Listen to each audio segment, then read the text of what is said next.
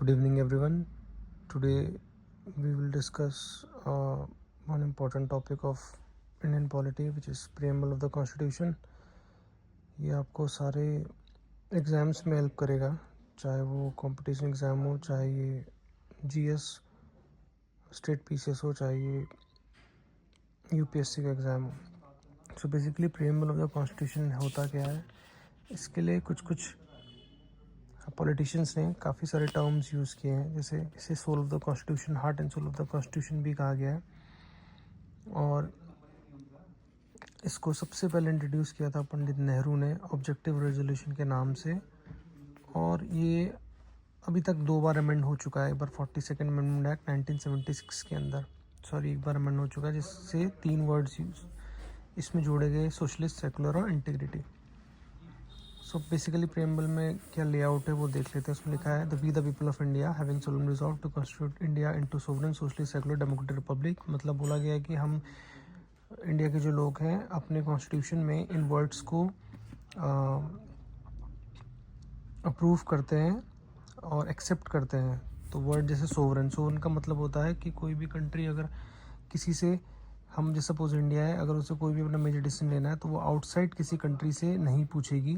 For example, पहले India आज़ादी से पहले इंडिया के पास डोमिनेंट स्टेटस था, तो कुछ भी अगर इंडियन गवर्नमेंट को करना होता था तो वो ब्रिटेन से अप्रूवल होती थी, तब जाके करता था. बट अगर इंडिया को अपना कोई इंटरनेशनल डिसीजन लेना है तो वो किसी भी कंट्री से डिसीजन लेने के लिए बाउंड नहीं है. सेकेंड इज सोशलिस्ट का मतलब होता है कि जो लोगों के बारे में सोचे, ऐसी गवर्नमेंट जो लोगों के बारे में सोचे, ना कि वो एक डिक्टेटरशिप वाली हो.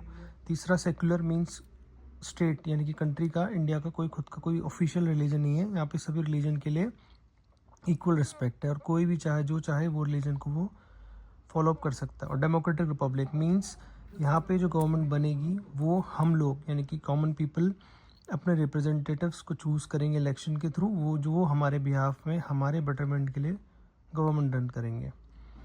तो बेसिकली ये इसमें मेन वर्ड टर्म्स हैं जो याद रखने हैं. इसमें से सोशलिस्ट, सेकुलर और इंटीग्रिटी वर्ड हमने 42nd अमेंडमेंट एक्ट 1976 के अंदर ऐड किया था. ठीक है. उसके बाद आखिरी में लिखा गया कि इन आर कॉन्स्टिट्यूंट असेंबली, उस टाइम पे, क्योंकि हमें पता होना चाहिए कि जो कॉन्स्टिट्यूशन बनाया था वो एक कॉन्स्टिट्यूंट असेंबली ने बनाया था. कॉन्स्टिट्यूंट असेंबली आप पार्लियामेंट समझ लीजिए उस टाइम पे, जो 1946 में बनी है, जिसका काम बस ये था कि हमारे कंट्री का कॉन्स्टिट्यूशन प्रिपेयर कर सके. कॉन्स्टिट्यूशन होता क्या बेसिकली वो हम आगे पढ़ लेंगे. सो इस कॉन्स्टिट्यूशन असेंबली ने क्या करा कि 26 डे ऑफ नवंबर 1949 कोई हमारा कॉन्स्टिट्यूशन रेडी हुआ था और हमने इसको